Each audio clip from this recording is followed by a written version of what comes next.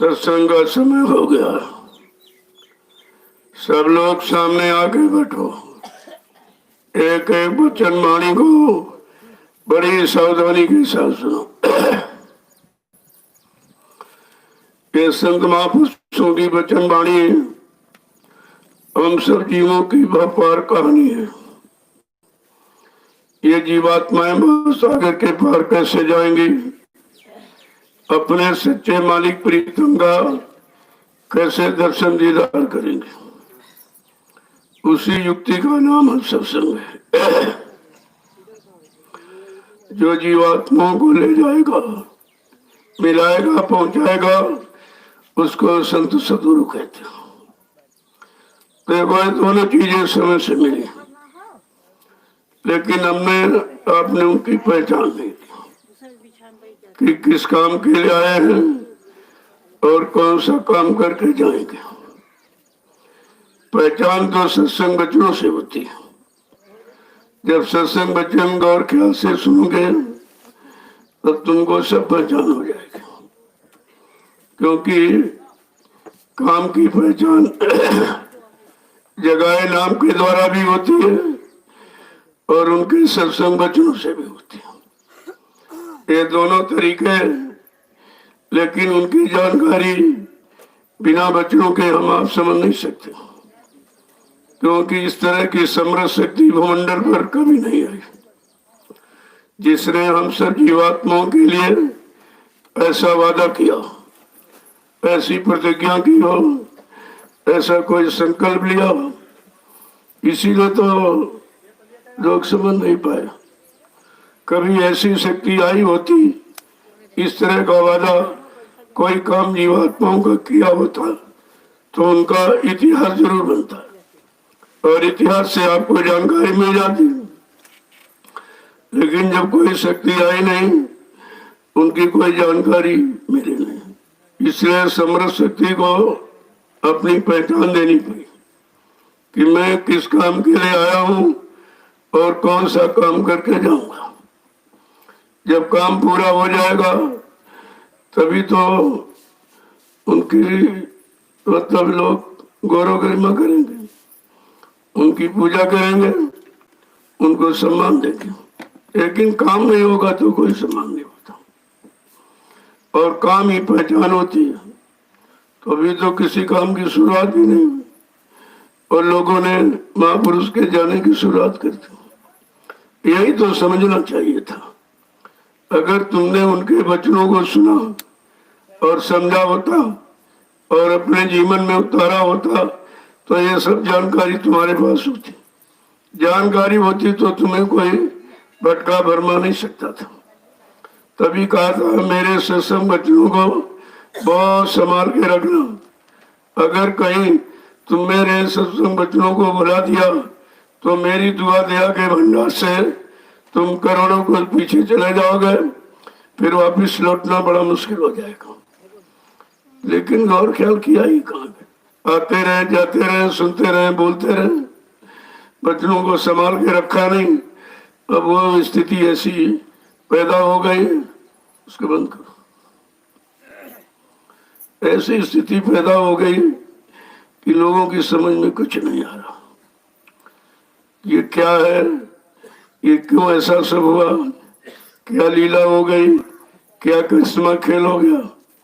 वो तो पहले इशारा करके कहा गया था जब मेरी संगत बढ़ेगी तो बच्चा छटनी होगी और कटनी होगी। इस पर भी जो लोग इशारा संकेत बच्चों को नहीं समझ पाए तो कुदरत चटनी भी कर देगी। वो भी आपके सामने हो रहा, जो जो कहा वो सब सामने हुआ। तो इसी से तो जानकारी होनी चाहिए कि जो कहा वही हो रहा है, या जो कहूँगा आगे वही होगा, इसके अलावा कुछ नहीं होगा। तो इससे और मतलब पहचान और सच्चाई की क्या हो सकती। जय गुरुदेव, जय गुरुदेव, जय गुरुदेव, जय गुरुदेव। नाम किसका, जय गुरुदेव। नाम किसका, प्रभु का प्यारा नाम। समृद्ध दाता दयालु पूज्य स्वामी जी महाराज, आज के इस नैमिषारण्य की तपोभूमि पर प्रातःकालीन लघु सत्संग में सम्मिलित होने वाले समस्त सत्संगी प्रेमी जनों, जब ऐसा अवसर अपने जीवन में मिल जाए तो हमें आपको ये समझना चाहिए हमारे सबों पर हरि और गुरु की कृपा होगी, क्योंकि बिना परमात्मा की कृपा के संत महात्मा नहीं मिलते हैं। बगैर तो आपको अनुभव हो जाता, अनुभव भी बुलाया नहीं जा सकता। पढ़ाई लिखाई तो भूल सकता, लेकिन जो करनी में उतरोगे या उतारोगे वो बुलाया नहीं जा सकता। इसलिए संत मत करनी का विषय, काल मत कथनी बकनी का विषय, लेकिन संत मत करनी का विषय। उन्होंने जितने भी संत आए करनी पर जोर दिया और यही कहा, करनी करो मार मंडालो, इंद्री भोग विसारो, इतना काम करो तुम अब की फिर आगे की सतगुरु जानी।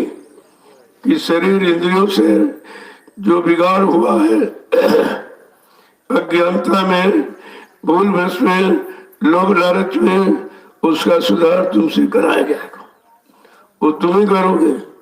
हाँ, युक्ति बता दी जाएगी, तरीका कोई सरल कर देंगे, दया भी ले लेंगे, लेकिन कराएंगे जीव से। जब जीव से कराएंगे तो जीव को उसकी जानकारी होगी, फिर वो उधर की तरफ दोबारा नहीं जाएगा। एक बार हानि नुकसान हो जाने पर जानकारी मिल जाए सच्ची कि ये हमारा नुकसान कहाँ से हुआ, इतना बड़ा परमार्थी, ये हानि हमारी कहाँ से हुई, तो दोबारा फिर नहीं जाएगा। इसीलिए संत महापुरुष करनी पर जोर देते हैं। और करनी घर गृहस्थी परिवार में इधर उधर भागने से कुछ नहीं मिलेगा। कितने लोग भगे, उनका भी इतिहास पढ़ते हो। बड़े बड़े ऋषि मुनि घर गृहस्थी छोड़ जंगलों में चले गए, कंगा गुफाओं में बैठ गए, लेकिन बेचारों को मिला कुछ नहीं, क्योंकि वहां कुछ था नहीं। वो तो तुम्हारा हठ योग था, और हठ योग से कुछ मिलने वाला ही नहीं। जब तक कराने वाला गुरु सतगुरु नहीं मिलेगा, तब तक उस क्रिया का भी लाभ आपको नहीं मिलेगा। तो हट से तप से किया, कहा तप से राज, तो राज मिल जाएगा। और राज का भोग करोगे तो 484 लाख नरकों की योनियों में चले जाओ। तो बात क्या निकला, मतलब तो कुछ अलग नहीं। जिस कारण किया वो तो चीज उसमें थी नहीं, वो थी संत महापुरुषों के पास, उनकी युक्ति में थी। और वही युक्ति जब भक्ति का आधार बना लोगे तो मुक्ति का कारण बन जाएगा। ये जानकारी आपको रखनी चाहिए थी, लेकिन सब भूल गए, क्योंकि बच्चों को संभाल के नहीं रखा। वो तो आते रहे, जाते रहे, और सुनते रहे, और सुनाते रहे, बोलते रहे, किया कराए कुछ नहीं। जब किया कराए नहीं तो फिर कुछ अनुभव कैसे होगा। इसीलिए कहा अनुभव ज्ञान की जननी है। जब अनुभव करोगे तो आपको सच्चा ज्ञान होता है, जो अपने द्वारा किया जाता है। और अपने मन बुद्धि चित्त लगाकर जब करोगे तो उसका अनुभव अलग होगा।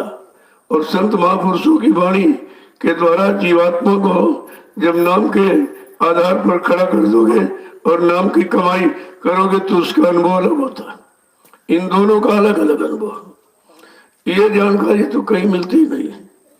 अब इस समय तो बहुत ही कमी है, कहीं नहीं कुछ हो रहा, सब चुप हो गए, सब शांत हो गए, क्योंकि ये पढ़ाई लिखाई का विषय है नहीं। पढ़ना लिखना चातुरी ये तो काम सहल, काम दहन मन बस करन यही काम उसका। ये पढ़ना लिखना तो बहुत सरल है, कोई भी कर सकता है, लेकिन काम दहन सबसे बड़ा शत्रु जीव का काम है।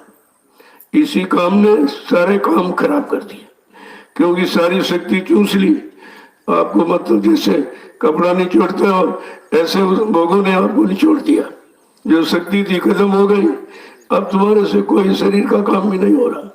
जब शरीर का काम नहीं हो रहा तो जीवात्मा काम तो बहुत कठिन है, वो कैसे होगा।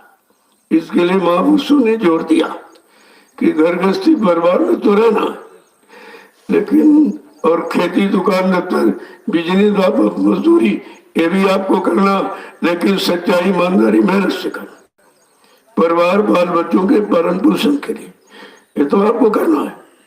लेकिन इसके अतिरिक्त, क्योंकि शरीर है सब कुछ नहीं, ये तो नाशवान है, एक दिन खत्म हो जाएगा और तुम्हारा किया कराया और धरा धरा असर रह जाएगा और तुम्हारे काम आएगा नहीं। तो कहा कि इसी में समय निकाल कर 8 घंटे के लिए आपको आदेश है कि आप घर गृहस्थी परिवार का काम करिए, लेकिन सच्चाई ईमानदारी मेहनत से करिए, ताकि किसी का कोई कर्म कर्जा तुम्हारे पे चलने न पाए। और बचे समय में 1 घंटा सुबह 1 घंटे शाम को आत्मा के घाट पर बैठकर परमात्मा के नाम की कमाई करो। ये सच्चा काम। ये तो सच्चा काम वो झूठा, लेकिन शरीर झूठा और सब झूठा, तो झूठे के लिए भी कुछ करना है, क्योंकि झूठे में तो जीवात्मा बैठी, और अगर यही खराब कर डाला तो जीवात्मा का काम कैसे करो। असली बात तो ये है, ये शरीर हमारा जीवात्मा का कवर है, ये भी चमड़े का कवर। तो इस कवर के अंदर जीवात्मा बैठी। जैसे कोई वस्तु आप खरीदते हो तो उस पर कवर के विषय ध्यान रखते हो कि कवर से ये है कि हमारी अंदर की वस्तु सुरक्षित रहेगी, ज्यादा दिन रहेगी, टिकाऊ रहेगी, मजबूत रहेगी। उसी तरह संत महापुरुषों ने कहा ये चमड़े का खोल कवर है, इसकी परवरिश, इसकी देखभाल, इसको रोगों से और भोगों से बचा के रखना, ताकि जीवात्मा का काम हो सके। क्योंकि जीवात्मा तो इसी में बैठी, वो तो कहीं इधर उधर रहती नहीं कि वहां चले जाओगे और वहां कोई काम उसका हो जाएगा। काम तो मनुष्य शरीर में ही होगा। इसलिए कहा ये मनुष्य शरीर मंदिर है, ये सच्चा मंदिर है, जिसको परमात्मा ने अपनी विचित्र कारीगरी से 5 मसालों को मिलाकर, 5 तत्वों को मिलाकर इस मनुष्य मंदिर को तैयार किया और इसी में अपनी चेतन मूर्ति जीवात्मा को बैठा दिया। तो कहा ये तो भगवान का बनाया और ईंट पत्थर वाला वो इंसान का बनाया। तो भगवान अपने बारे में रहेगा कि तुम्हारे बारे में रहेगा? तुम्हारे बारे में तो कभी ना आया, ना है, करने कभी आएगा। वो तो यादगार स्थल, जो शक्तियां यहाँ पर, काल शक्तियां जो काल देश में काम करने, सुधार करने के लिए आई, उन्होंने काम किया तो उनकी जानकारी के लिए हमने अपने मठ मंदिर, गिरजाघर, गुरुद्वारों का निर्माण कर दिया कि उनकी यहाँ पर बैठकर उनकी यादगार करेंगे कि ये शक्तियां आई, इन्होंने समाज के लिए, देश के लिए, धर्म के लिए क्या क्या काम किया। तो उनका काम का इतिहास बन गया, और काम का इतिहास बनता ही है। काम नहीं करोगे तो कोई इतिहास नहीं हो। तो वो तो यादगार स्थल इन पत्थरों के मकानों में ना कभी आया और ना है, न कभी आएगा। ये तो आपको जानकारी पहले दी गई। धर्म शास्त्रों ने भी इशारा किया, ऐसा नहीं किसी ने बताया नहीं, लेकिन उन पर गौर ख्याल आपने किया नहीं। धर्मशास्त्रों ने कहा कि नाहम बसाम वैकुंठे योगिना हृदय नचा मम भक्त्वा यत्र गांति तत्र तिष्ठामि नारदा। ये नारद, मैं यहाँ कहीं नहीं, जहाँ तुम हमको ढूंढते हो, पत्थर में, कागज में, पानी में, पेड़ों में, इधर और उधर, और मतलब तीरथ में, मूर्त में, मैं यहाँ कहीं नहीं हूँ। मैं तो आत्मा रूप में तुम्हारे अंदर बैठा हूँ, और अंदर जाने का तुमको रास्ता नहीं मालूम, तुमको अपने अंदर जाने का रास्ता नहीं मालूम, और कई रास्ते तो छोड़ दीजिए। और अंदर का रास्ता वही बताएगा जो अंतर्भेदी, जिसे अंतर्यामी कहते हो, उसी को अंतर्यामी कहा जाए। तो तुम्हारे अंदर का भी देख रहा, अंदर की स्थिति परिस्थिति को जान रहा, फिर अंदर तुम कैसे जाओगे उसकी युक्ति भी दे रहा। उसी युक्ति को जब भक्ति मानकर यानी कमाई करोगे तब मुक्ति का कारण बन जाता है। यह सब जानकारी आपको कराई गई, ऐसा नहीं कि बताया नहीं। जो भी आए उन्होंने कोई भेदभाव नहीं रखा। अब यह जितनी जानकारी है उतना जानकारी आपको दी। जिन लोक मंडल मुकामों की जानकारी, वहां तक की जानकारी आपको दी। लेकिन जीवात्मा तो सतलोक निवासी, जब तक सतलोक सचखंड आरामी धाम से कोई मतलब सर्व समर्थ मालिक भूमंडल पर नहीं आएगा, तब तक आरामी धाम जीवात्मा को कोई पहुंचा नहीं सकता। आज इतने सत्ता है सब गुप्त रूप में है। कबीर, नानक, पलटू, रविदास, ये जितने आए सब गुप्त संत थे। प्रकट में कोई आया नहीं, इसलिए प्रकट में आने खुलकर घूम घूम कर दरवाजे दरवाजे आवाज लगाकर किसी ने संदेश दिया ही नहीं। जब सम्राट माली का नामी धाम से आए, उन्होंने खुल करके संदेश दिया, पूरे हिंदुस्तान में घूमकर। ये उनका परिचय है। कोई हिंदुस्तान का प्रांत, कोई जिला, तहसील, ब्लॉक, शहर, कस्बा, गली, गांव कुछ छोड़ा नहीं जहां पर अपने आने की जगह, नाम की और काम की और धाम की जानकारी न दी हो। जब तीनों जानकारी हमें आपको मिल गई कि धाम से आए हैं, किस काम के लिए आए, कौन सा नाम लेके आए, जब तीनों जानकारी मिल जाए फिर संशय पड़ा, फिर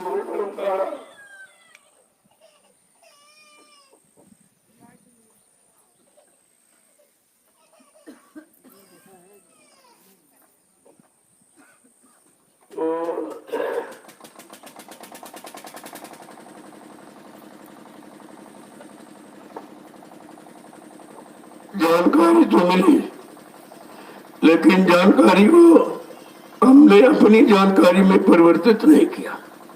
बस कमी इतनी हो गई। अगर उन जानकारों से जानकारी लेकर और हम अपनी करनी में उतारे तो हमारा अनुभव होता, वो हमारी जानकारी होती, वही जानकारी आपके लिए फलीभूत हो जाती। तो इसलिए कहा सत्संग वचनों को सुनोगे तब आपको जानकारी मिलेगी कि भाई जानकार ये सब आए तो किस काम के लिए आए, ये हमारे लिए आए कि अपने लिए आए। जितनी काल शक्तियां आई वो समाज देश का तो काम किया, लेकिन साथ में अपना काम, अपनी मसूरी का, अपना इतिहास बनाने का, अपनी पूजा करवाने का ये भी काम किया। ये भी काम आपके सामने उनका। लेकिन कहा जब सम्राट मालिक मंडल पर आएगा वो अपने काम के लिए नहीं आएगा, उनका अपना कोई काम नहीं, न रात का, न पाठ का, न धन, न दौलत, न कोई मसूरी का। वो अपनी मसूरी नहीं कराते। वो तो जिस काम के लिए आए हैं उस काम का कैसे होगा, किस नाम के द्वारा, और नाम को जगाकर उसी नाम के द्वारा अपना काम पूरा करते हैं और कहते हैं भाई ये नाम तुम्हारा ये काम करेगा, और पिछले नाम आए उन्होंने ये काम किया। जैसे सतयुग में हरि नाम, तो हरि नाम तो काम किया उसने भक्त प्रहलाद का, और कैसियत बन गया, वो बच गया। यानी बचाने का काम, जीवात्मा के कल्याण का नहीं काम किया, शरीर को बचा दिया। और ऐसे त्रेता में जब ऋषियों ने राम नाम लगाया, जब उसका स्मरण जिन्होंने किया तो उनको राजपाट धन दौलत दिला दिया, और जो नहीं माने उनको मार काट दिया। इसी तरह द्वापर का इतिहास बता रहा कि जो लोग माने तो उनका तो काम इतिहास बन गया, उनकी लोग आज भी यादगार करते हैं, और जो नहीं माने उनको भी मार दिया। लेकिन किसी जीवात्मा का कल्याण नहीं किया, ये काम नहीं हुआ, ये काम उनके अधीन नहीं था। इस काम को करने के लिए वो आए ही नहीं थे। तभी तो कहा काल शक्ति, दयाल शक्ति की पहचान होनी चाहिए। पहचान कैसे होगी? उनके काम से। जो उनके काम का इतिहास बना, जब उसको पढ़ोगे तो तुमको ये पहचान होगी ये काल शक्तियां किस काम के लिए आई, और दयाल शक्ति जो मेरे लिए आई वो हमारे किस काम के लिए आई। तब आपको पकड़ होगी कि उन शक्तियों को पकड़े कि इनको पकड़े, उनकी महिमा गौरव गरिमा करे कि अपने जीवात्मा के कल्याण के करने वाले की गौरव गरिमा करे। तो ये जानकारी बिना सत्संग के नहीं हो सकती। इसलिए कहा कि कलयुग के जीवों के लिए सत्संग परमावश्यक है, अति आवश्यक है, और हर पल घड़ी आपको सत्संग चाहिए। जहां भूल जाओगे वहीं फंस जाओगे, क्योंकि काल माया ने मिलकर ऐसा जाल बनाया है कि चारों तरफ से कहीं आप निकल नहीं सकते हो। अपने आप, अपने बल, शक्ति, ताकत से तो तुम निकल नहीं सकते हो। हमें आपको कोई निकालने वाला चाहिए। जब आप उस निकालने वाले को पहचानेंगे, उनके करीब पास जाएंगे, उनके वचनों को सुनेंगे और अपने जीवन में उतारेंगे, तब तो हमारा काम हो पाएगा। ऐसे काम होने वाला कुछ नहीं। इसलिए महापुरुषों ने सब जीवों के कल्याण के लिए मतलब एक ऐसा रास्ता रखा कौन सा रास्ता था? कहते कि देखो ये तो काल माया का देश है। कहा यहाँ बहुत समझ कर और सोच करके चलने की और रहने की जरूरत। जरा सी गफलत की फट से वहीं फंसा लेगा। वो फंसाने के लिए बैठा है, उसका काम फंसाने का। जब हमारी आपकी जीवात्मा मृतलोक मंडल पर आई, ऐसे नहीं आई। एक बार कि हम सब जीवात्माओं के अंदर एक इच्छा उठी कि नीचे के लोकों में क्या हो रहा, क्योंकि सबसे ऊपर के लोक में बैठी थी, तो उसके अंदर इच्छा उठी कि नीचे के लोकों में क्या हो रहा। तो मतलब उसने मालिक से कहा कि हमारे पर दया कर दीजिए, कृपया नीचे के लोकों में भेज दीजिए, बड़ी देखने की इच्छा हो रही। ये देव सतपुरुष ने बहुत देर समझाया कि देख नीचे काल माया का देश सबसे खराब, वो पाप उनकी कर्मों की मिलौनी रचना, कर्मों का विधान बना के उसने रखा, तो वो सबसे खराब देश है। लेकिन इतनी फुरना, इतनी प्रेरणा, ऐसी जिज्ञासा यानी पैदा कर दी थी, बार बार कह रही नहीं नहीं, मतलब बड़ी इच्छा हो रही, ये भी मालिक की मौत से होगा। बिना उनकी मौत के तो पता नहीं सकता, फिर जीवात्माओं के अंदर इच्छा कैसे उठी? ये अपनी मौत से उनको इस काल देश का इतिहास बनाना है, और काल देश से यानी मृत्युलोक से सत्यलोक तक पूरी जानकारी जीवात्मा को करानी है, इसलिए उन्होंने ऐसी मौज किया। जब मौज कर दी तब कह रही भेज दीजिए, कहा ठीक है, अगर ऐसी इच्छा है तो ठीक, लेकिन एक बात ध्यान रखना, ये लो नाम लो शब्द लो, इसको पकड़ो, इसको छोड़ना नहीं। अगर तुमने इसको छोड़ दिया तो नीचे काल माया का देश है, अपने पाप पुण्य की कर्म मिलौनी रचना में तुम्हें फंसा लेगा, फिर तुम वापस कभी नहीं आ सकोगे। बहुत समझा बुझा के, ऐसे तो एक बार ही उठा के फेंक दिया, समझा बुझा करके। और जब सत्यलोक से हम सब जीवात्माओं को सतपुरुष ने उतारा, तो सत्यलोक के नीचे कारण लोक है, और जब कारण लोक में भेजा तो ये नंगी तो भेज नहीं था, नंगी नहीं भेजी जाएगी। वो जब कारण लोक में आई तो कारण लोक का कपड़ा पहना दिया, जो 5 तत्वों का शब्द स्पर्श रूप रसगंध, ये 5 तत्वों का कपड़ा पहना दिया। जब सतपुरुष ने हम सब जीवात्माओं को कारण लोक के नीचे उतारा, कारण लोक के नीचे सूक्ष्म लोक है जो 9 तत्वों का शब्द स्पर्श रूप रसगंध चतुसंताकरण मन बुद्धि चित्त और अहंकार, ये 9 तत्वों का कपड़ा पहना दिया। जब सतपुरुष ने हम सब जीवात्माओं को सूक्ष्म लोक के नीचे उतारा, सूक्ष्म लोक के नीचे एक लिंग लोक है, इसी को देवलोक कहते। यह है 17 तत्वों का 10 इंद्रियों चतुसंताकरण सतोगुण तमोगुण रजोगुण, ये 17 तत्वों का कपड़ा पहना दिया।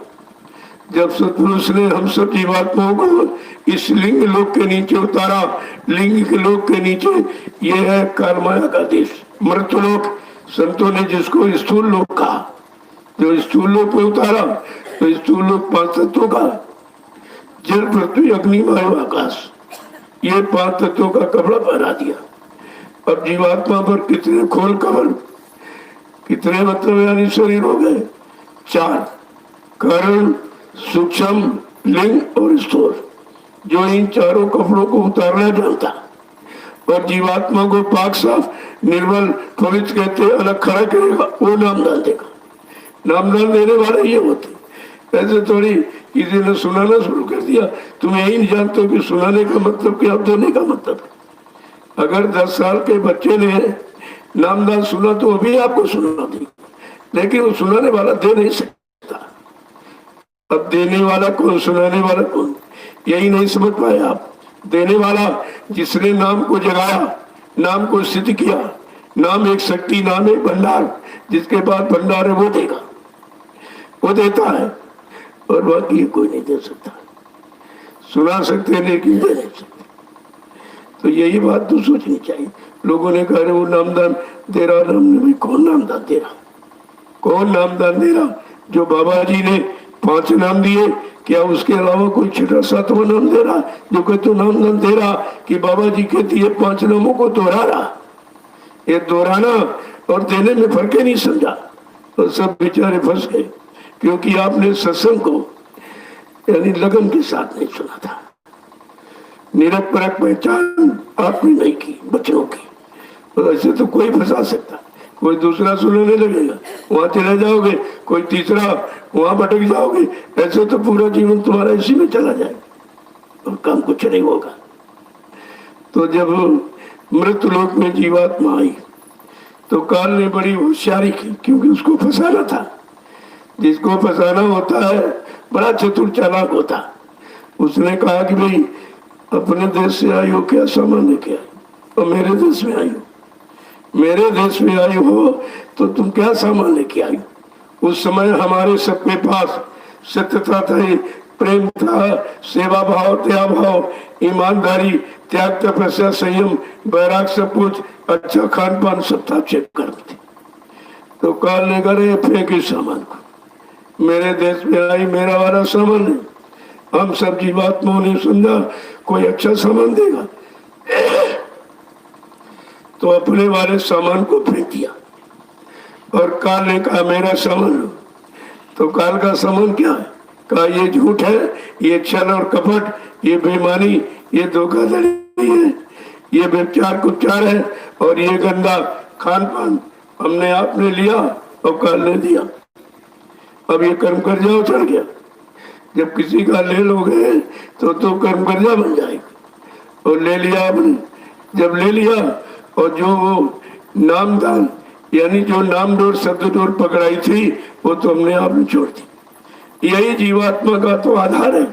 आधार टूट जाएगा तो बेचारी बिल्कुल निपंग हो गई, कुछ उसके पास नहीं रहा। अब जीवात्मा जो फंस गई, समय का भी गुजर गया है, वापिस नहीं पहुंची, तब मालिक को चिंता हुई कि निश्चय काल ने कोई चाल चल के सब जीवात्माओं को फंसा लिया, और जो मैंने हुक्म आदेश दिया था कि नाम डोर को मत छोड़ना, उसने छोड़ दिया या उसने छुड़वा दिया।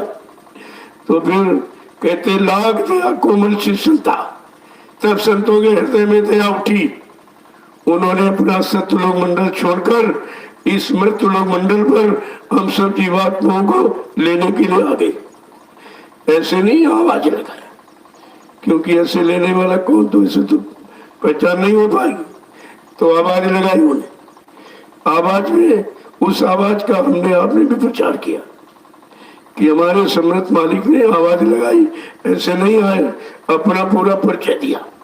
तो क्या कहा कि हम आए वही देश से जहां तुम्हारा धाम, तुम सबको घर पहुंचाना एक हमारा काम। रघु पूरा परिचय, मैं किस धाम से आया हूँ, कौन सा काम करने आया हूँ और कौन सा नाम लेके आया हूँ। जब तीनों परिचय आपको मिल गए फिर आपको शंका कैसे हो, फिर भूल भरम कैसे आपको, फिर आप भय कैसे भटक कैसे गए। क्योंकि बच्चों को सुना लेकिन मन ने पकड़ा नहीं उसको। अगर पकड़ के रखा होता और उसका प्रयोग किया होता तो आपको अनुभव हो जाता। अनुभव फिर पक्का होने भी छूटता है। तो कहते जब आए तो देखा कि सब की बात में बेचारी फंसी पड़ी, इनको कैसे निकाला जाए। तो निकालने के लिए पहली बात तो कहा इस मन को कंट्रोल नियंत्रण में किया जाए। यही करता रहता है, तुम्हारे शरीर को बर्बाद करने वाला मन ही तो है। तो कहा कि मन को कैसे नियंत्रण में किया जाए। कोई ऋषि मुनि योगी महास और तारी शक्तियां ज्ञानी विज्ञानी जब कोई नहीं कर पाए तो हम सब कलयुग के कमजोर जीव कैसे करेंगे। तो कहा उन्होंने 3 रास्ते बताए, सत्संग करो, सेवा करो और भजन करो। 3 रास्ते, इसके अलावा चौथा रास्ता कलयुग में नहीं है। सत्संग करो, सेवा करो, भजन करो।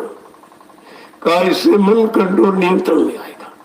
अगर मन नियंत्रण में आ गया तो जीवात्मा तो पाक निर्मल है, उसको तो देर नहीं लगेगी। लेकिन जो उसने जब त्रिकुटी धाम में आई तो मन को साथी बना लिया। कहा कि चलो हम तुम दोनों नीचे चलते हैं और देख करके वापिस चले आएंगे। अब हम बगैर तुमको साथ लिए नहीं आऊंगी। बस ये वचनबद्धता उसकी। इसी बेचारी फंस गई।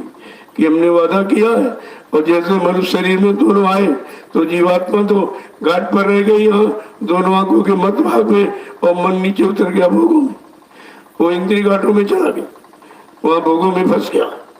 अब इतना फंस गया कि सारी शक्ति उसी में छीन कर दी। अब उसको ये भी होश नहीं रहा कि मुझको कोई साथी बना के लाया और वो वहां बैठी मेरा इंतजार कर रही होगी। वो बेचारा इतना फंस गया कि सब और की समझ में कुछ नहीं आया। देखो किस तरह से मदद होती है। तो धीरे से अब ये आवाज लगी कि ऐसा कोई है जो नाम से जीवात्मा को जोड़ दे, है कोई ऐसा? तो महापुरुषों ने इशारा करके क्या कहा? पहली बात तो ये है कि जहां आए हो ये तुम्हारा घर नहीं, पराये घर में, पराये के राज्य में, पराई हुकूमत में, पराये अधिकारों में आप मनमानी नहीं कर सकते। जो वो चाहेगा वो करवाएगा आपसे।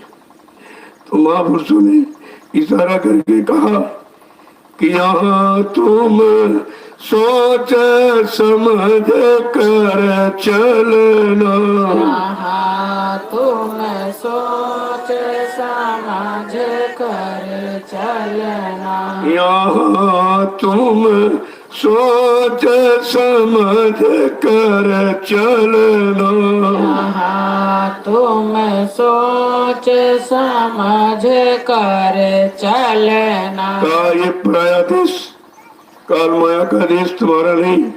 ऐ मन तुम्हारा तो त्रिपुरी धाम है, ऐ जीवात्मा तुम्हारा सतलोक। तुम दोनों मुसाफिर हो, दोनों भटके हो, तो बहुत सोच समझ के चलना, न दोनों को फंसा लेगा। काल इतना होशियार है, उसने ऐसा कर्मों का जाल बनाया कि तुम निकल नहीं सकते यहाँ से। तो कह रहे बहुत सोच समझ के चलना। क्यों?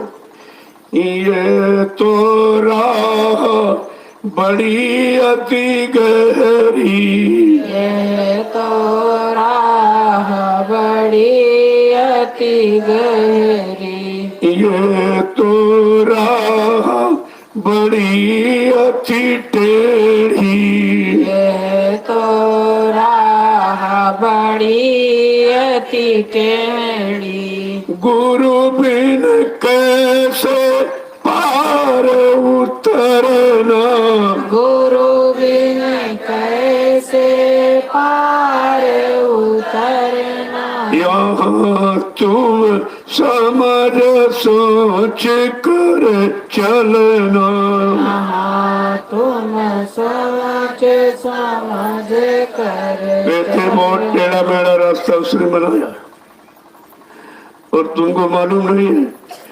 पराये देश में तो जानकारी होती नहीं, टेढ़े मेढ़े रास्ते उसने फंसाने के लिए बनाए, यानी भूल भुलैया कि ये भटक जाए और भ्रमित हो जाए तो फिर कभी हमारे देश से जा नहीं पाएगा। कहते कि मन के साथ न पड़ना। एक बात का ध्यान रखना, इस शैतान मन का कहना मत मानना। इसी का कहना मानने पर कितने युग निकल गए और अभी तो निकल नहीं पाए। अगर इसका कहना मानते रहोगे तो निकलना बड़ा मुश्किल हो जाएगा। इसलिए जब संत सदगुरु आए तो उन्होंने कहा जो तुमने अभी तक मन का कहना माना है, अभी तक फंसे पड़े हो, निकल नहीं पाए। अब जरा मेरा कहना मानो। क्या कहा? सतगुरु कहे करो तुम सोई, और मन के कहे चलो मत करो। अभी शैतान मन का कहना मत मानो। जो सतगुरु दयाल कहे, जो समझाए, जो रास्ता, जो वचन आपको दे दे, उन वचनों पर चलना तो तुम इसकी मार से बचाओगे। क्या समझा के कह रहे कि बहु जलधार बहे अति गहरी, ओ जलधार बहे अति गहरी, बहु जलधार बहे अति गहरी, ओ जलधार बहे अति गहरी, बिन गुरु कैसे पार उतरना, वीर गुरु कैसे पार उतरना, यहाँ तुम समझ सोच कर चलना। तुम सोच समझ कर चलना। एक तो टेढ़े मेढ़े रास्ते बनाए फंसाने के लिए, और भवसागर की इतनी गहरी धार है बिना गुरु के, और वो गुरु जो पतवार लेके नाव लेके आया, कहा बिना गुरु के भवसागर तो पार कोई नहीं जा सकता। जब ब्रह्मा विष्णु महादेव नहीं जा पाए, ब्रह्मा जी आज भी अपने ब्रह्मलोक में बैठ के सुख आनंद उठा रहे, लेकिन उनकी जीवात्मा जोगीनगर पहुंची। विष्णु भगवान विष्णुलोक का सुख आनंद उठा रहे, उनकी जीवात्मा जोगीनगर पहुंची। भगवान शिव का तीसरी आंख तो खुल गई, लेकिन आगे के लोक मंडल मुकामों की रास्ता बताने वाला कोई समृद्ध सदगुरु नहीं मिला, वो भी बेचारे अपने राज में फंस के रह गए। भगवान राम साकेत लोक का सुख आनंद उठा रहे, उनकी जीवात्मा जोगीनगर पहुंची। भगवान कृष्ण गोलोक का सुख आनंद उठा रहे, उनकी जीवात्मा जोगीनगर पहुंची। देवी देवता देवलोक का सुख आनंद उठा रहे, उनकी जीवात्मा जोगीनगर पहुंची। क्योंकि जीवात्मा जगाने का अधिकार केवल संत सदगुरु को है, और वो किसी युग में आए नहीं थे। जब आए नहीं तो जानकारी कैसे मिलती। कहा कि बहुत सोच समझ के रहना, जब ये लोग नहीं निकल पाए तो ये कलयुग के अंदर जो तो बिल्कुल नहीं निकल पाएगा। इसके बाद कोई सामर्थ्य शक्ति तो है ही नहीं, कोई बुद्धि में विवेक ज्ञान, कोई निरख परख पहचान तो कुछ नहीं। ये तो फंसे फंसाया, ये कैसे निकलेगा। आगे समझा कि क्या कह रहे कि गुरु से प्रीति करो तुम ऐसी, गुरु से प्रीति करो तुम ऐसी। गुरु संग प्रीति करो तुम ऐसी, गुरु संग प्रीति करो तुम ऐसी। जैसे कामी कामीन संग धरना, जैसे कामी कामिन संग धरना। यहाँ तुम समझ सोच कर चलना। यहाँ तुम सोच समझ कर चलना। गुरु से ऐसी प्रीति करो जैसे कामी पुरुष कामी स्त्री से प्रेम करता है। क्योंकि जो आप कर रहे हो वही वो उदाहरण देंगे, वही तुम समझ पाओगे। नया कोई बता देंगे आपको समझ में आएगा। जहां तुम फंसे हो और जैसे फंसे हो, कहा गुरु से तो ऐसा प्रेम करो जैसे कामी पुरुष कामी स्त्री से प्रेम करता है। और कहते कि मतलब यानी आगे समझा के क्या कहे कि संग करो चेतक चित राखो, संग करो चेतक चित राखो। संग करो चेतक चित राखो, संग करो चेतक चित राखो। मन से गुरु के चरण पकड़ना, मन से गुरु के चरण पकड़ना। यहाँ तुम समझ सोच कर चलना। तुम समझ सोच कर चलना। दूसरा प्रमाण उदाहरण क्या दे रहे हैं, जैसे पपीहा पक्षी रात में पति पत्नी का बिछोड़ हो जाता, एक नदी के इस पार एक उस पार रहता है, और चंद्रमा को एकटक दिखता रहता है कि ये चांद तू कब डूबेगा, कब तू डूबेगा, कब सवेरा होगा, मैं अपने प्रीतम से मिलूंगी। कहा इस तरह से अपने चित्त में रखो, गुरु को बसा कर ऐसे चित्त में रखो। और क्या आगे कह रहे हैं कि मतलब मन से गुरु के चरण पकड़ना, शरीर से नहीं मन से, क्योंकि मन को तो ठीक करना, इसी को सुधारना है, इसी को भोगों से हटाना है, और इधर नाम योग की साधना में लगाना है। तो क्या कह रहे हैं समझा के कि इस तरीके से अपने चित्त में गुरु को बसा के रखो, और गुरु के चरणों को मन से पकड़ के रखो। शरीर से तो छू लेते हो, लेकिन शरीर तो गंदा है, इससे तो कुछ होने वाला नहीं, इसकी पकड़ ढीली हो सकती।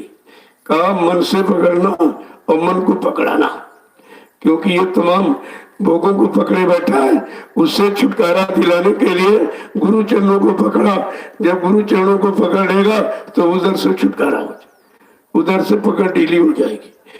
आगे समझा के क्या करें कि चल बल कपट छोड़ कर बर तो, चल बल कपट छोड़ कर बर तो, चल बल कपट छोड़ कर बर तो, चल बल कपट छोड़ कर बर तो, गुरु के वचन समझना, गुरु के वचन समझना, यहाँ तुम समझ सोच कर चलना। तुम समझ सोच कर चलना। दूसरा काम क्या करना, छल बल, छल बल कपट चतुराई, ये भी तुमको खराब करने वाली है। कहना ये सब बर्ताव व्यवहार छोड़ देना। जब गुरु को पकड़ना तो छल बल कपट ये छोड़ देना। अगर गंदगी रहेगी तो तुम्हारी पकड़ ढीली हो सकती, तुम छोड़ सकते हो। कहा कि छल बल कपट हित कर बरतो, अपना बर्ताव अपना व्यवहार छल कपट को छोड़कर करो। अगर ये नहीं छोड़ोगे तो उधर गुरु की चरण पकड़ में नहीं आएगी, उनके वचन भी समझ में नहीं आएंगे, तो तुम्हारा कोई काम बनने वाला नहीं है। एक एक वचन को देखो कैसे समझाते हो, इसको कहते हैं दयालु। आगे क्या कह रहे हैं कि डरते रहो काल के भय से,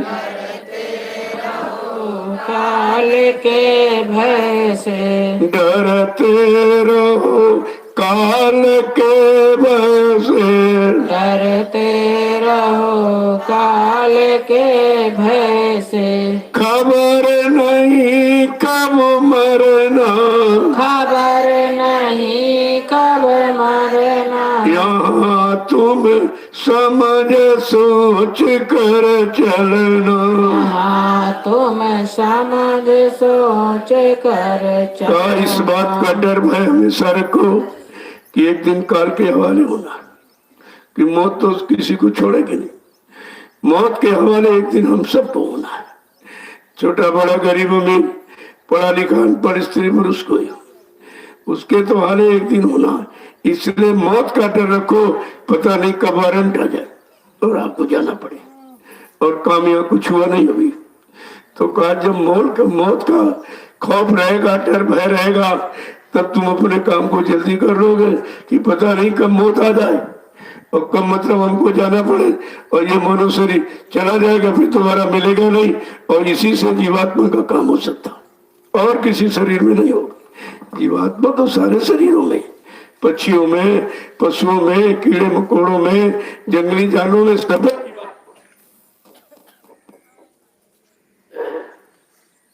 लेकिन किसी शरीर में जीवात्मा को परमात्मा से जोड़ने का अधिकार है।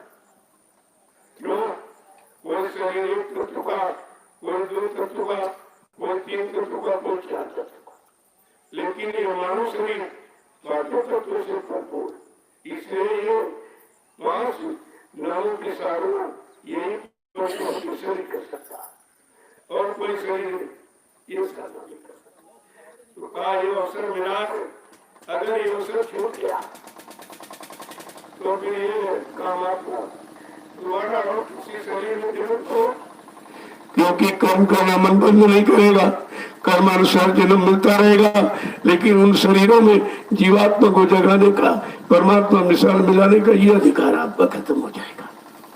कितने देखो समझा के कह रहे, एक एक वचन आगे कह रहे कि श्वासो श्वास होश कर बोरे, सांसो सांस होश कर बोरे, श्वासो श्वास होश कर बोरे, सांसो सांस होश कर बोरे, पल पल गुरु का नाम सुमिरना, पल पल गुरु का नाम सुमिरना। यहाँ तुम समझ सोच कर चलना, यहाँ तुम समझ सोच कर चलना।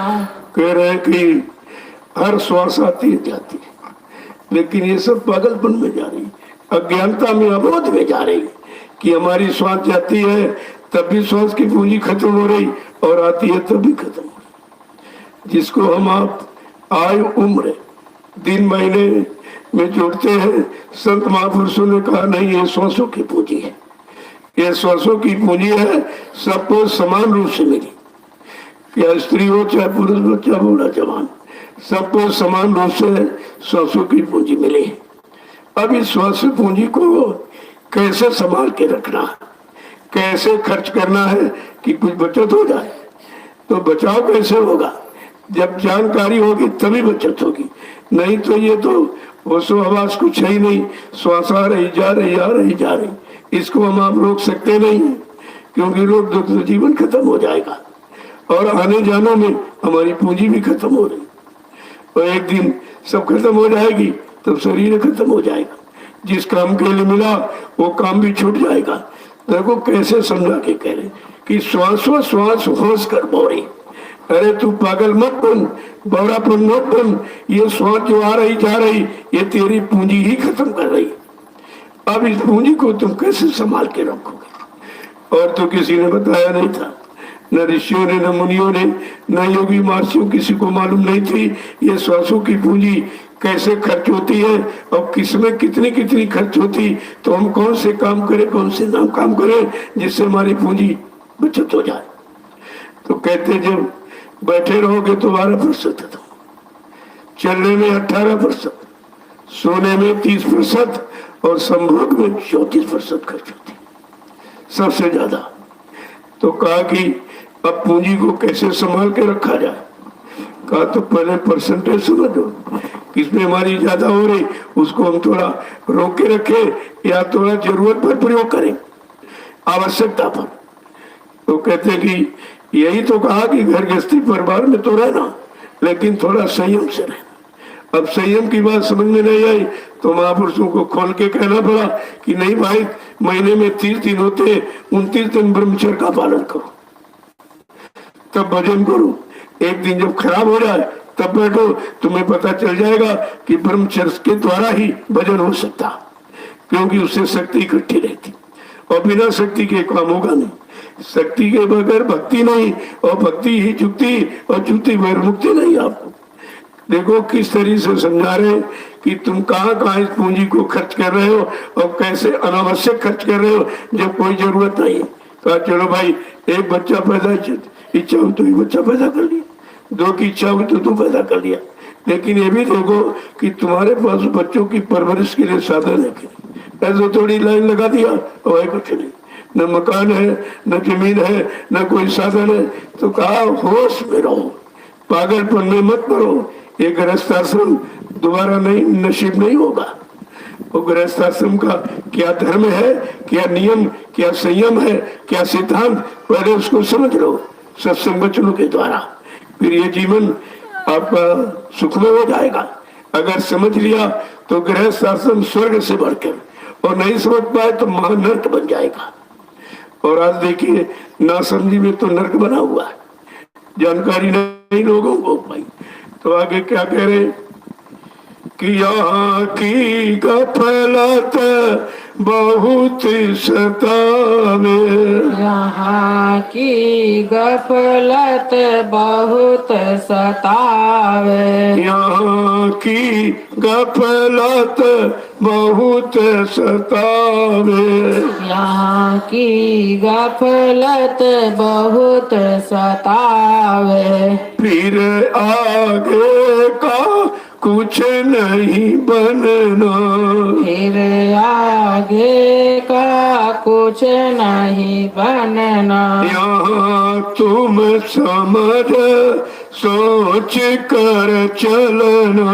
यहाँ तुम समझ सोच कर अब चलना। ये गफलत माने लापरवाही, जो तुम लापरवाही कर रहे हो, जीवन जा रहा तुमको होश नहीं, वो कैसे जा रहा है ये भी नहीं मालूम, वो कितने जल्दी जा रहा है ये भी नहीं मालूम, और एक दिन खत्म हो जाएगा ये भी नहीं मालूम, फिर दोबारा ये मिलेगा नहीं।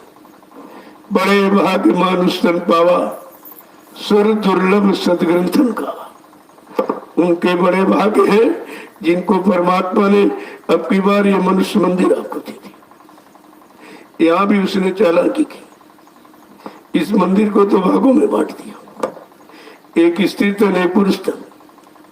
ये उसकी देखिए, ये फंसाने का एक जाल बीच में भी तैयार कर दी, और थोड़ा सा अंतर शरीर में कर दिया तो उसी अंतर में स्त्री पुरुष में फंस गई और पुरुष स्त्री में फंस गया, फिर भी फंसा दिया उसने। एक तरफ महापुरुष कहते हैं बड़े भाग मनुष्य तन पावा, बड़े भागशाली जीव है जिनको ये तन मिल गया, चाहे स्त्री तन चाहे पुरुष तन हो। लेकिन संत महापुरुषों का उससे मतलब नहीं है, जीवात्मा दोनों शरीरों में, स्त्री शरीर में भी है और पुरुष शरीर में। इसलिए जीवात्मा के नाते ये शरीर में कोई अंतर नहीं, उसने फंसाने के लिए अंतर बनाया था। लेकिन महापुरुषों ने कहा नहीं, स्त्री तन में भी जीवात्मा और पुरुष तन में भी जीवात्मा, और दोनों में परमात्मा से मिलने का अधिकार।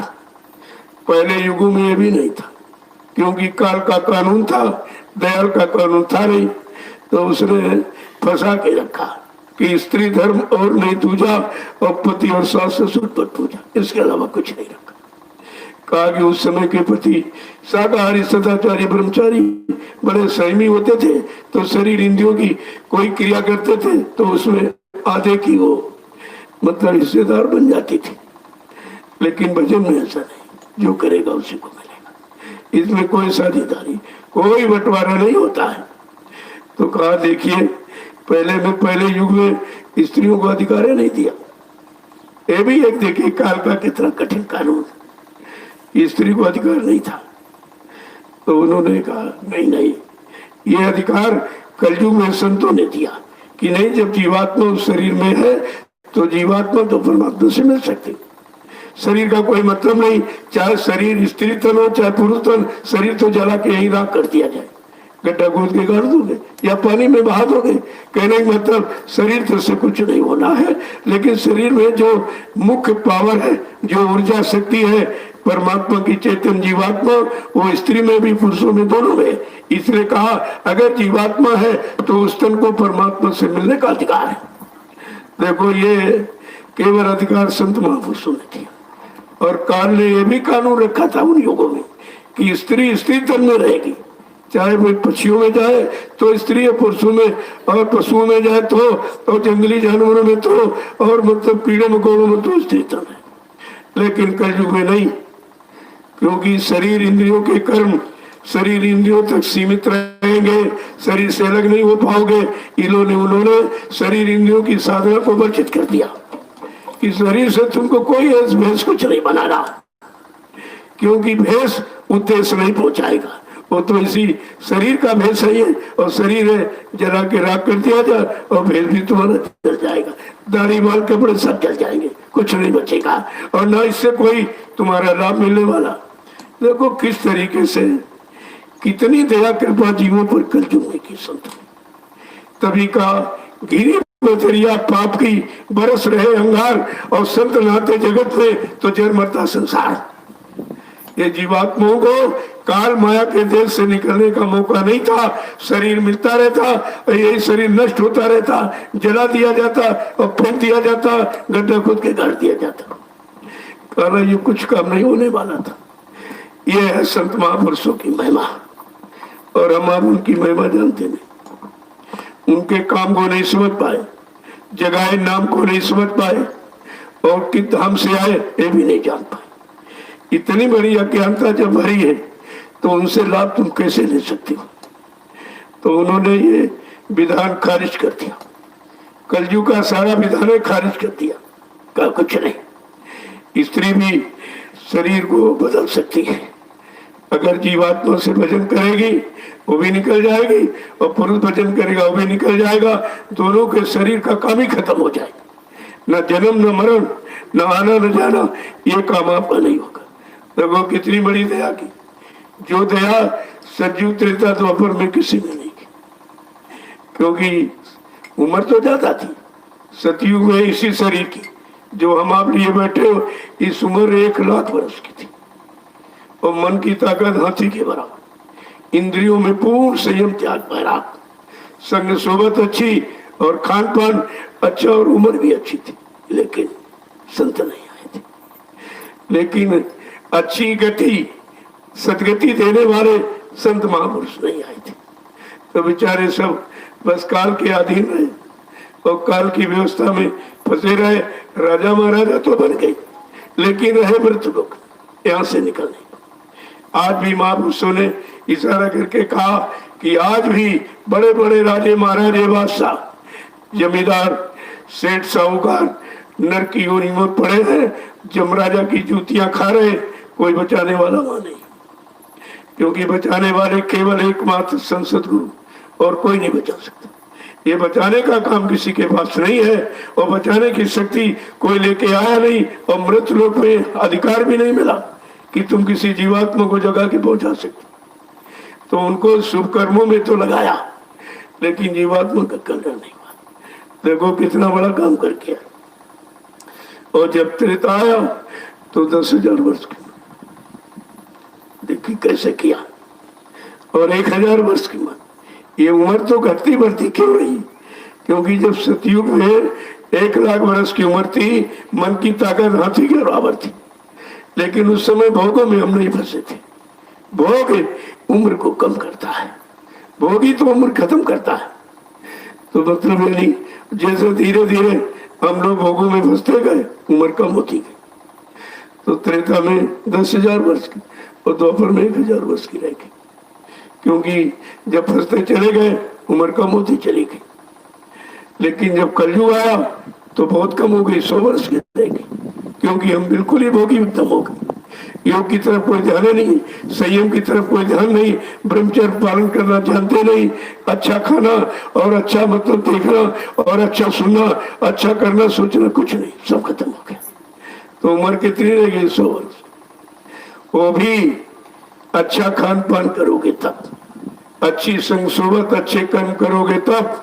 अगर बुरे खान पान और बुरी संग सोबत और बुरे कर्मों में चले गए तो 50 में ही खेल खत्म हो जाएगा, वो भी वाला आप पूरी नहीं कर सकते। और इस समय देखिए तो कहा कि जब सतयुग था तब की साधना क्या थी उस समय, क्योंकि सारे युगों की जब साधना पूजा पाठ समझ लोगे तब आपको अपने कलयुग की पूजा पाठ साधना की समझ आए कि हमें क्या करना चाहिए।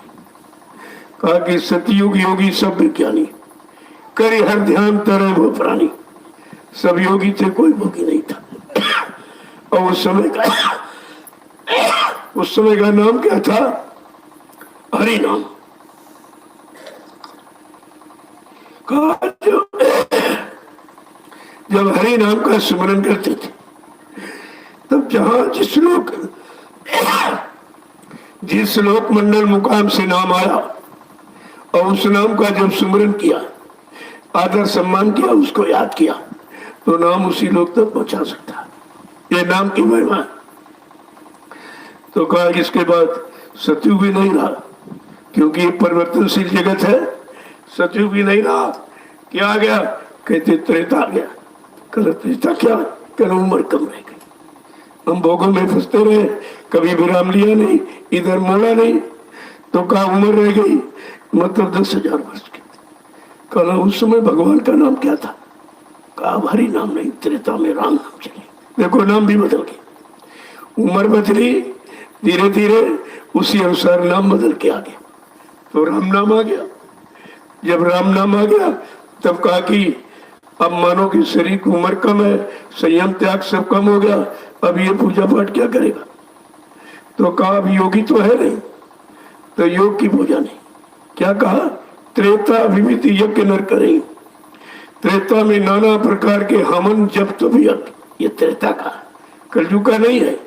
अब तुम ये यहाँ लोग कलयुग में कर रहे हैं, इसीलिए उनको कुछ मिल नहीं रहा, क्योंकि वो तो बहुत, जब 10,000 वर्ष की उम्र है जिनकी और पाक साफ निर्मल पवित्र मन है, उनके लिए वो साधना, और तुम तो इतने गंदे हो, गंदा खान पान, तुम्हारे लिए साधना का कोई मतलब यानी कोई प्रयोग नहीं है और उसका लाभ भी नहीं मिलेगा। तो कहा त्रेता में यज्ञ विधि विधान था, कल त्रेता भी बदल गया, कल जाकर क्या आ गया, कल द्वापर आ गया। कल दोपहर में क्या कहा, जब भोगों में तुम फंसते गए तो उम्र तुम्हारी 1000 वर्ष करे, 9000 इसमें भी चलेगी, 1000 वर्ष की उम्र रहेगी। तब कहा कि भगवान का नाम कहते हैं, राम नाम नहीं, दोपहर में कृष्ण नाम चलेगा। देखो कृष्ण नाम आ गया, हर युग का नाम भी अलग और काम भी अलग। अब त्रेता में तो राम नाम, दोपहर में कृष्ण नाम आ गया। कहा जब उम्र कम है और नाम भी अलग है तो द्वापर की साधना क्या करेगा। द्वापर युग प्रभुपद पद पूजा, द्वापर में भगवान की पैरों की पूजा यानी मूर्ति पूजा। जो ये मंदिर बने हैं ये सर्वप्रथम वेदव्यास ने ये तरीका निकाला था कि अब इसको धर्म की तरफ कैसे मोड़ा जाए, अच्छे काम में कैसे लगाया जाए। तो इन्होंने मंदिरों की स्थापना करवाई, बड़ी बड़ी मूर्तियां बनवाती थी, उनकी बड़ी बड़ी आंखें और मूर्तियां नग्न थी सब, और कहते कि उसका ध्यान कराती कि एक टक आंख से इनको देखो। इसको कहते ध्यान, यानी ध्यान की प्रक्रिया को मजबूत करने के लिए, क्योंकि उन्हें मालूम था, वेदव्यास चित्रकालदर्शी थे, उन्हें मालूम था आगे कलयुग आएगा और संत महापुरुष आएंगे, उनको जीव को ध्यान ये सुमरन भजन कराना होगा। इसलिए ध्यान की प्रक्रिया को मजबूत करने के लिए वेदव्यास ने मूर्ति पूजा का स्थान कर दिया। बड़ी बड़ी मूर्तियां आज भी खजुराहो चले जाओ, जगन्नाथपुरी, सब नग्न मूर्तियां आपको मिलेंगी।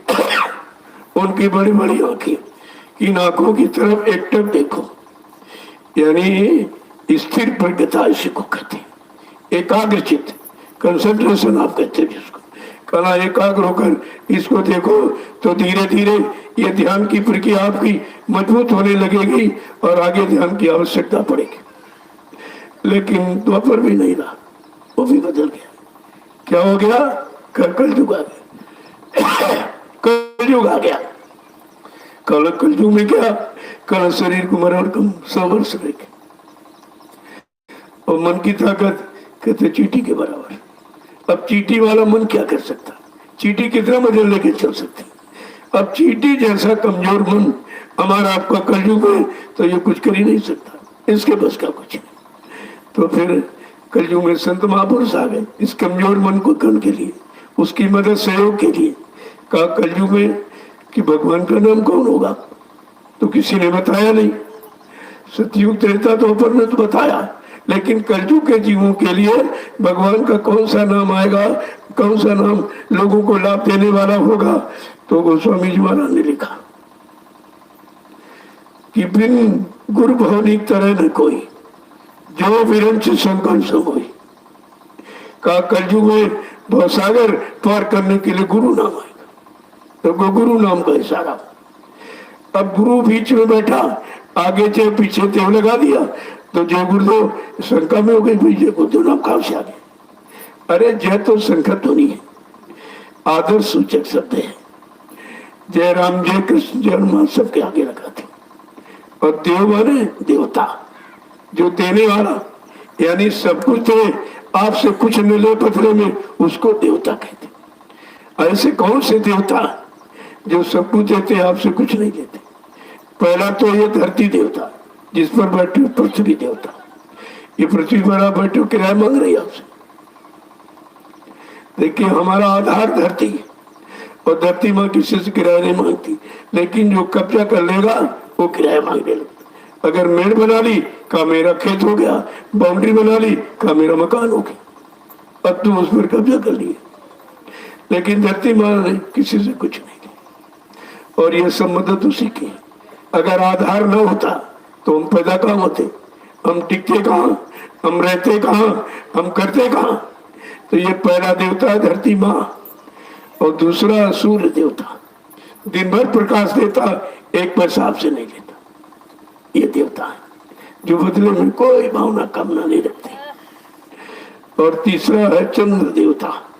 चंद्रमा पूरी रात प्रकाश देता है, ठंडक देता और सबसे बड़ी चीज देता है हमें आपको जीवन शक्ति, ऑक्सीजन। बगैर ऑक्सीजन हम जिंदा नहीं रह सकते। जीवन शक्ति पूरी रात ऑक्सीजन प्रदान करता है और एक पैसा आपसे नहीं लेता। इनको देवता कहते हैं। अब चौथा है वायु देवता। कैसी मंद शीतल हवा चलती है और एक पैसा आपसे नहीं मांगती। अगर सरकार की बनाई, अब आप कूलर है, पंखा, एसी का प्रयोग करो तुरंत पैसा लग जाएगा। ये देवता है। और पांचवा है जल देवता। इतनी मूसलाधार बारिश होती है, सारी सृष्टि को हरा भरा कर देती है, पेड़ों को मतलब यानी नया एकदम बना देती, लेकिन एक पैसा नहीं। अगर किसी ने पानी की व्यवस्था अपनी बना ली तो बगैर पैसे आपको पानी नहीं देगा, वो बगैर पैसे नहीं देगा। ये कलयुग किस बात का? ऋषि मुनियों ने, महात्माओं ने कहा जब पानी और दूध और पूत ये सब बिकने लगे तो समझ लो देश में कंगाली आ जाएगी। और तीनों चीजें 20 रुपए लीटर पानी। देखिए तो आप कभी सुना था किस इतिहास में जिस भारत देश में इतनी नदियां, इतने जलाशय और धरती के नीचे सब पानी पानी, वहां भी पानी बिक रहा है। जल देवता बेचा जा रहा है, देवता की बिक्री हो रही, जल देवता है। देखिए आप, और का दूध भी बिकने लगा और पुत्र भी बिकने लगा। ये दहेज प्रथा क्या है? तुम पुत्र को बेचते हो। तुमको इतना भी रहम और दया नहीं, जिस बच्चे को पाल पोस के तैयार किया और पढ़ाया लिखाया तो फिर पूरी कीमत चुका रहे हो कि मैंने बहुत पैसा इस पर खर्च किया, बहुत पैसा।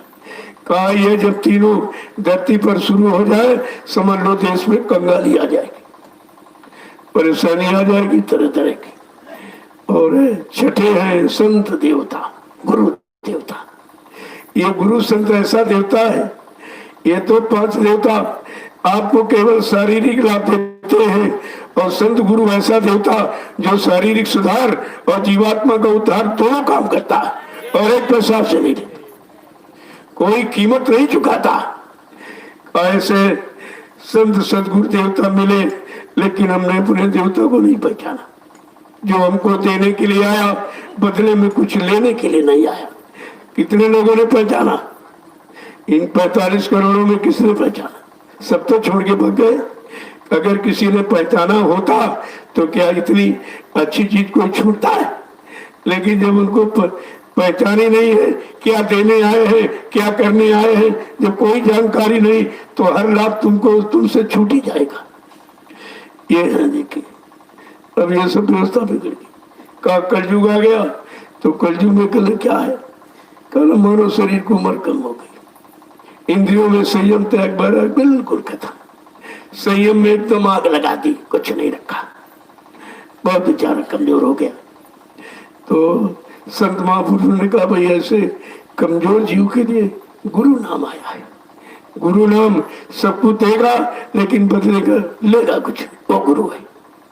अगर लेने लगे तो भी गुरु काम हुआ। और यहाँ देख लीजिए आप, जितने बने सब पैसे के लिए गुरु बने। ये सेवा दो, इतनी सेवा दो, इतने अंकों की दो, ये सेवा वो सेवा, ये सब देख लीजिए आप, तो गुरु की महिमा खत्म हो। गुरु का अर्थ ही नहीं मालूम। गु माने अंधकार, रू माने प्रकाश।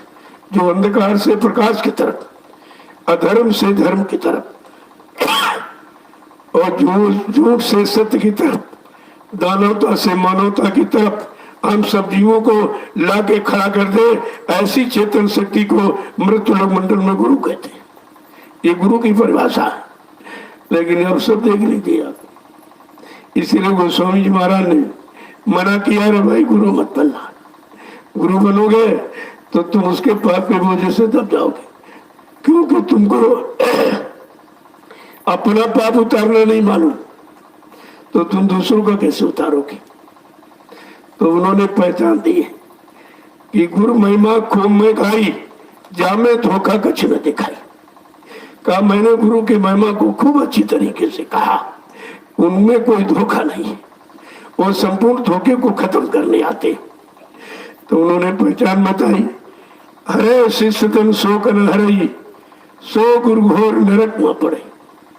अगर कोई चेला बना रहा है केवल मान सम्मान सामान रुपए पैसे धन दौलत के लिए, ऐसा गुरु रो रो घोर नरक में जाएगा।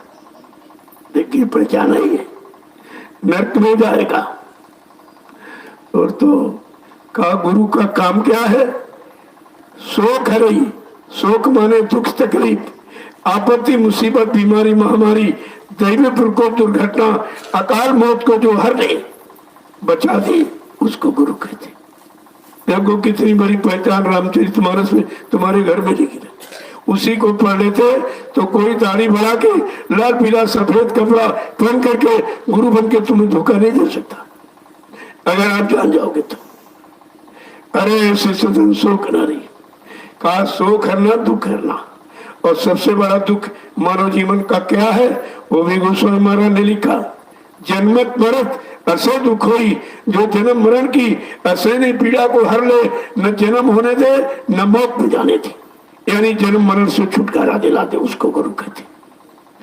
देखो कितनी बड़ी पहचान। आगे गोस्वामी महाराज ने कहा, कलयुग में तो संत आएंगे, हो सकता कोई नकली संत बन जाए, अपने नाम के आगे संत लिखने लगे, सदगुरु लिखने लगे, भगवान सरकार महाराज लिखने लगे।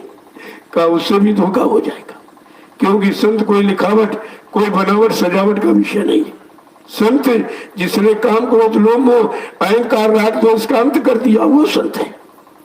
तो उन्होंने ये भी पहचान दी कि कोई नकली बनकर भी तुम्हें धोखा दे सकता। तो क्या पहचान दी कि देखिए किस तरह से समझा के कह रहे कि संत सह दुख पर हित लागी। संतों की पहचान पहला लक्षण है कि दूसरे के दुख को हरते हैं और सुख प्रदान करते हैं। अपना मुसीबत में रहते हैं, अपना आपत्ति में रहते हैं, अपना संघर्ष में रहते हैं, लेकिन जीवों को संघर्ष रहित कर देते हैं, शांति देते हैं, सुकून देते हैं, उनको लाभ देते हैं और अपनी परेशानी में रहते हैं। ये पहला लक्षण कि संत सहाय ये दुख पर हित लागी, और पर दुख है तू असंत है अभागी। का वो अभागी है जो दूसरों से अपना लाभ ले रहा, मान सम्मान ले रहा, दान दक्षिणा रुपया पैसा मांग रहा। का वो संत है, धोखा हो जाएगा, उससे तुम्हारा काम नहीं होगा। पहला लक्षण। दूसरा लक्षण क्या है कि बूरज तरु सम संत कृपाला, और परहित साहे ये दुख विपत्ति विशाला। भू माने पृथ्वी, रज माने धूल। जैसे पृथ्वी को पैरों से कुचल कुचल कर अपमानित करके हम आप धूल बना देते, धूल बना देते, लेकिन ये धरती माँ कभी बदले की भावना नहीं रखती। आपको अन्न देती है, सारा सामान देती है, सारी ऋतुएं इस पर आपको लाभ देती हैं, लेकिन वो कभी बदले की भावना नहीं रखती। इसलिए संतों की चाहे कोई निंदा करे चाहे स्तुति करे, वो कभी बदले की भावना नहीं रखते। ये दूसरा लक्षण। तीसरा क्या बताया कि एक एक वचन को किस तरीके से कि ताकि कलयुग का जीव बेचारा कहीं फंस न जाए। ये हमदर्दी है। ऐसे हमदर्द, ऐसे शुभचिंतक, ऐसे रहबर रहनुमा को हमने आपने समझा नहीं, जो हमारे लिए, हमारे हित के लिए, हमारे भले के लिए, हमारी जीवात्मा के उद्धार कल्याण के लिए आया। हमने उसी को नहीं समझ पाया, उसी को नहीं पहचान पाया, तो कितनी बड़ी भूल है। तो वो पहले से लिख के रखा है कि ऐसा नहीं कि संत हृदय नवनीति समाना, और कहा कभी ने पर कहा न जाना। का संतों का हृदय नवनीत माने मक्खन के समान, एकदम शीतल ठंडा। वो बुराई सुनते हैं, बुराई करते नहीं, वो सब कुछ बर्दाश्त करते हैं। ये संत हृदय है, ये संत स्वभाव है। ये संत कोई भेदधारी बात से नहीं होता है।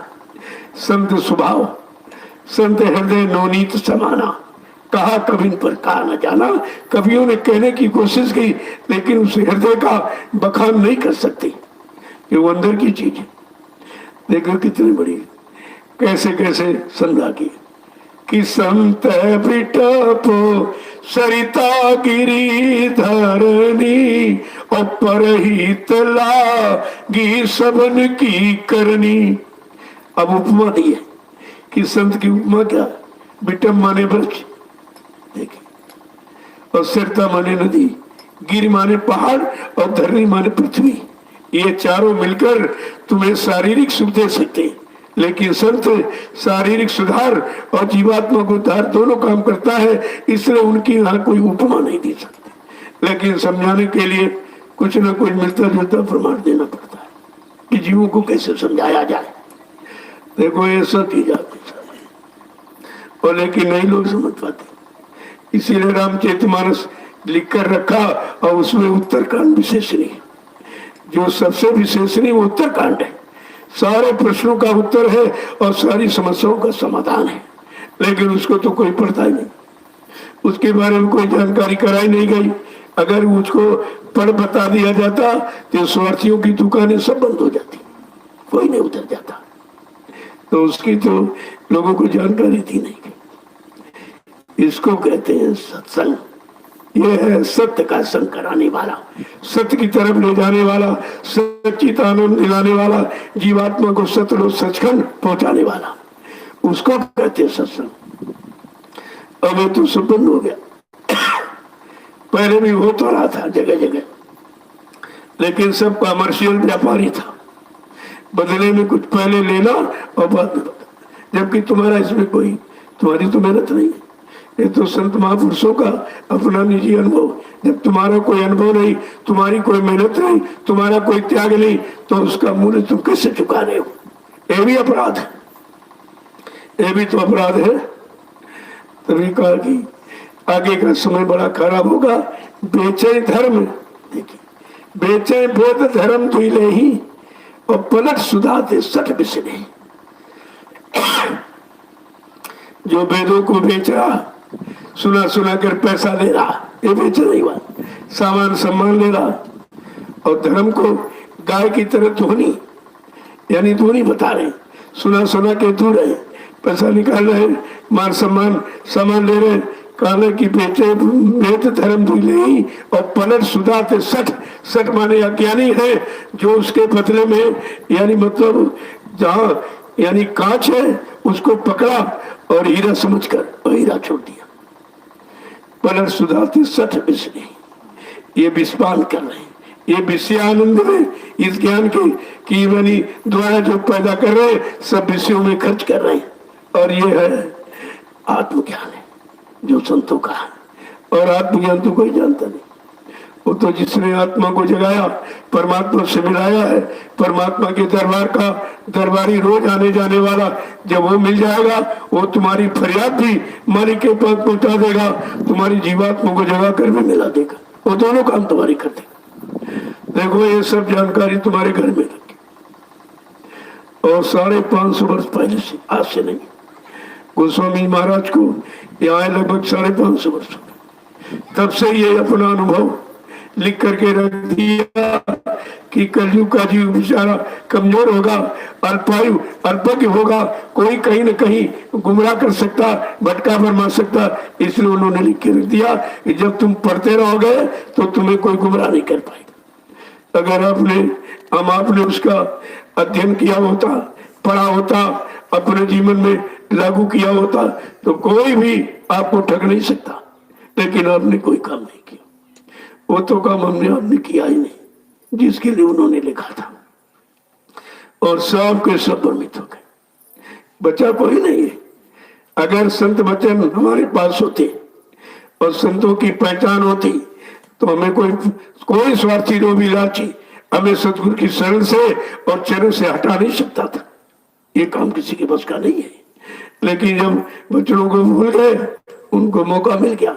वो तो जानते थे कि मैं 24 घंटे साथ रहा तो मैं नहीं समझ पाया, तो ये दूर रहने वाले क्या समझते, पर से इसी काम से फायदा उठा लिया और हम आप ऐसे रह गए। अगर सच्चाई कहो कहते आलोचना करते, न कहो कहते चुप क्यों हो गए। उन्हें कहना चाहिए, सत्य वचन प्रसादित करना चाहिए, यही तो काम है। तो दोनों तरफ ये संसारी है, अगर इनके चक्कर में रहोगे तो कुछ नहीं कर पाओ। एक बाप बेटे बैठे थे, आपस में बात कर रहे थे। पिता बुढ़ा था, कहता बेचारा बड़ा खराब समाज आ गया, कुछ भी कहो कोई अच्छा नहीं करेगा, कुछ भी करो, कितना अच्छा करो, कितना अच्छा कहो, लेकिन इतना खराब समय तुम्हें कोई अच्छा नहीं करेगा। तो बेटा कह रहा कि बात ये कैसी बात कर, हम अच्छा करेंगे तो लोग अच्छा कहेंगे। कल नहीं, कल हम ये बात आपकी नहीं माने, कल अच्छा चलो हम तुमको प्रैक्टिकल करा दें। तो एक घोड़ा लिया और बाप बेटा दोनों चल पड़े। तो बाप ने कहा बेटा तुम बैठ लो, कल नहीं आप बैठो, कल नहीं तुम बैठो। तो बच्चा बैठ गया। एक गांव में पहुंचे तो गांव वालों ने देखा, कहा देखो अपना जवान घोड़े बैठा, बाप को पैदल चला रहा, कितना खराब है। कहा बच्चा सुना, कहना अच्छा ऐसा करो, अब हम बैठ गए, तुम चलो। दूसरे गांव पहुंचे, कहा देखो बुढ़ा अपना तो घोड़े बैठा, बच्चे को पैदल चला रहा। कहना सुना कुछ, कहना अच्छा ऐसा करो कि अब दोनों लोग बैठ लो। जब दोनों लोग बैठ गए, तीसरे गांव पहुंचे, गांव वाले के देखो कितने हत्यारे हैं, कसाई हैं, दोनों बैठे घोड़े को मारे डाले।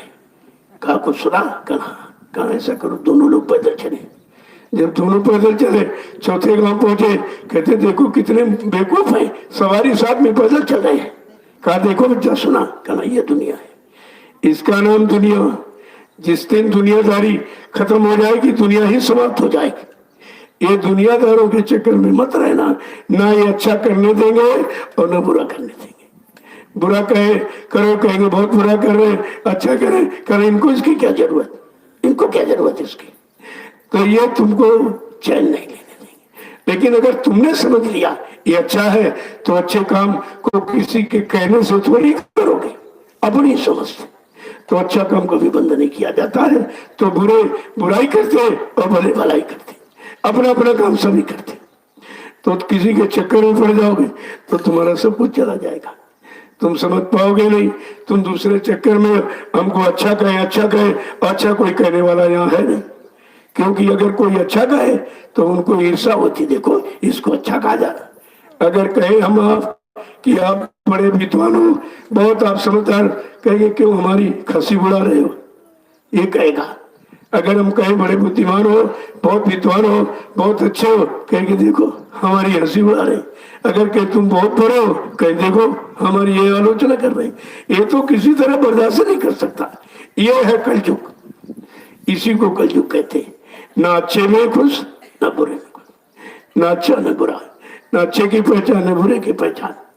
तो कहते जो बुरे भाव विचारे वाले हैं वो हमेशा बुराई ही करेंगे, जो अच्छे भाव विचारे वाले वो बुराई देखकर वो भी बुराई नहीं करेंगे, कहेंगे हम भी इनकी बुराई करेंगे तो हमारे में अंतर क्या हुआ। वो अच्छाई करते, वो अच्छाई करते, बुराई करते, और दोनों का परिचय मिल जाता कि अच्छा कौन बुरा कौन। अरे भाई किसी की बुराई निंदा करके तुम अच्छा बनना चाहते हो, ऐसा तो नियम भी नहीं। कर भला तो हो भला और कर बुरा तो हो बुरा। जब तुम किसी का भला करोगे, भला सोचोगे और भलाई के लिए निरंतर प्रयत्नशील रहोगे तो परमात्मा तुम्हारा भला करेगा, वहां तो धोखा नहीं है। और कर बुरा तो बुरा, जब दूसरे का बुरा सोच रहे हो, बुरा कह रहे हो, केवल ईर्ष्या बस कि उनको ये अच्छा नहीं लग रहा। वो तुम्हारे अपने दुख से दुखी नहीं है, तुम्हारे सुख से दुखी है। आज कलयुग की ये प्रथा, कलयुग का ये भाव बन गया और उसी कलयुग में हम आप रह रहे। तो ये सब देखना है। अगर संत वचन समझते रहोगे, सुनते रहोगे, कानों में पढ़ते रहेंगे तो धीरे धीरे गंदगी निकाल देंगे, सारी गंदगी निकाल कर बाहर कर देंगे। ये संत वचनों का प्रभाव है। और धीरे धीरे जब करने में उतारोगे तो तुम भी वही रूप बन जाओगे। इसीलिए कहा कि गुरु कर ले आप समान, गुरु अपने समान बनाने आया। अब तुम उनके समान बन ही नहीं पा रहे, तुम चोरे डकैत में तो कोई क्या करे। वो तो अपने समान बनाए। अरे भाई संत का बच्चा संत ही तो होगा, क्या चोर डकैत बन जाएगा। लेकिन तुम्हारे में समझ नहीं, संत का बच्चा संत ही बनेगा। और जब तक जीवात्मा को संत रूप नहीं बना लेंगे तब तक लेके जा नहीं सकते, क्योंकि नहीं रहेगी कोई जीवात्मा जा नहीं सकती। जो हमें आपको संत रूप अपना रूप देकर और अपने में मिलाने और ललीन करने आया, आज हम उसी को नहीं समझ पा रहे, उसी की पहचान हमारे पास नहीं। तो कहा तुमने सत्संग नहीं किया। सत्संग किया होता, सुना तो, लेकिन किया नहीं। करने का मतलब सुनकर अपने जीवन में उतारा नहीं, उसके अनुसार अपना जीवन बनाया नहीं, तो तुम संत श्रेणी में कहां पहुंच पाए। वो तो सबको संत ही बनाने आए, गुरु करने आप समान। जब तक अपने समान नहीं बना लेंगे तब तक कोई जीवात्मा को ले नहीं जा सकते, क्योंकि गंदी संधि जीवात्मा तो नहीं जाएगी। तो देखिए कितनी बड़ी बात। उपमा तो लोगों ने दी है कि जैसे मतलब तो ये पारस मणि लोहे को सोना बना सकती, लेकिन पारस नहीं बना सकती, अपना रूप नहीं दे सकती, अपने समान नहीं बना सकती। केवल गुरु में शक्ति है जो अपने समान बनाने आए। और तुम चोरे बने रहो तो वो क्या करे, वो तो बनाने आए। अगर बनाने ना आते तो अपने वाला ज्ञान क्यों दिया, ये नामदान क्यों दिया? ये नामदान इसीलिए दिया कि अपने समान, ना कोई गुरु और ना कोई चेला, और सब में बोले एक अकेला। का जीवात्मा को गुरु परमात्मा होता, कोई इंसान नहीं बन सकता। लेकिन तब तक जीवात्मा को जगाकर परमात्मा से नहीं मिला देंगे तब तक वो शिष्य रहेगा, वो गुरु रहेगा। जब परमात्मा में मिल जाएगी, ना कोई गुरु ना कोई चेला। ये है संत मत का प्रमाण। अब संत मत जब समझे नहीं है, काल मत के जीव केवल संत मत की बात करते हैं कि संत मत के प्रेमी मेरे पास आने लगे और हम अपना स्वार्थ लोभ लालच हल करने लगे, इसलिए वो संत बात करते हैं। बाकी उनके अंदर कोई संत स्वभाव नहीं है। तभी तो कहा काम न छोड़ा, क्रोध न छोड़ा और कटु वचन नहीं सहते, तुम साध कहावत कैसे तुमको साध मान ले, साधक कैसे मान लिया जाए। तो बात तो समझने की है। जब तक समझोगे नहीं तब तक कोई काम सुनने से नहीं बनेगा। अगर सुनने सुनाने में काम बन जाए तो करने कराने की क्या जरूरत। सुना जाता करने के लिए कि हमको जानकारी नहीं है, चलो जानकारी ले ले और लेकर के फिर अपना काम लग जाए। जब वो जानकारी हमारे में यानी उतर जाएगी तो हम खुद ही जानकार बन जाएंगे।